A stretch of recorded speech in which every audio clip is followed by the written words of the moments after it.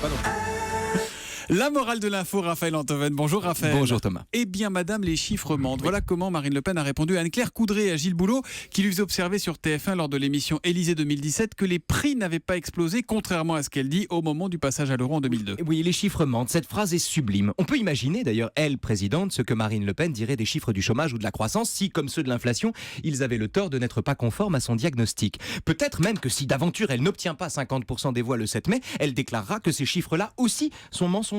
Alors rappelons qu'en l'occurrence, les chiffres menteurs, entre guillemets, ce sont les chiffres de l'inflation que personne ne conteste, pas même au FN. Oui, Marine Le Pen non plus. Bah si. Ben non, pardon, elle ne conteste pas les chiffres. Comment pourrait-elle? Les chiffres sont ceux-là. L'inflation n'a pas augmenté avec le passage à l'euro. En revanche, elle dit que ces chiffres, tout à fait exacts, mentent quand même. Non pas au sens où ils sont faux, mais au sens où ils ont le défaut de ne pas correspondre à l'idée qu'elle se fait du réel. Le mensonge n'est pas dans la fausseté des chiffres, puisqu'ils sont vrais. Leur mensonge, c'est leur existence même. Ces chiffres infâmes n'ont pas le droit d'exister puisqu'ils détruisent une argumentation qui repose uniquement sur l'idée fausse que l'inflation a augmenté avec le passage à l'euro. En les déclarant menteurs, Marine Le Pen ne les conteste pas, ces chiffres, elle les répudie. Bon, elle en appelle par ailleurs au témoignage des Français qui, dit-elle, voit bien que les prix ont augmenté. Oui, voilà. Donc, l'éventuel souvenir d'une hausse des prix qui remonterait à 2001 est un indicateur plus fiable que les chiffres eux-mêmes. C'est merveilleux. Autant en appeler au témoignage du corps humain pour en conclure que la Terre est plate.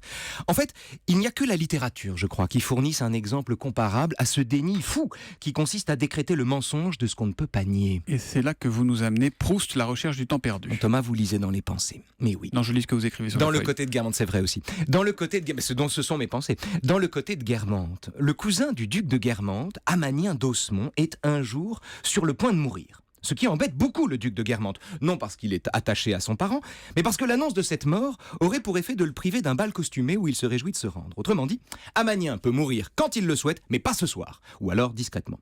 Alors, après avoir séquestré ses propres domestiques pour qu'ils ne s'informent pas, après avoir réussi, comme on passe entre les gouttes, à échapper à toutes les personnes susceptibles de lui annoncer le décès, et tandis qu'il s'apprête à monter dans sa calèche, le duc est interpellé pour son malheur par deux dames qui, tel Gilles Boulot ou Anne-Claire Coudray, lui annoncent que le pauvre Amanien vient de passer.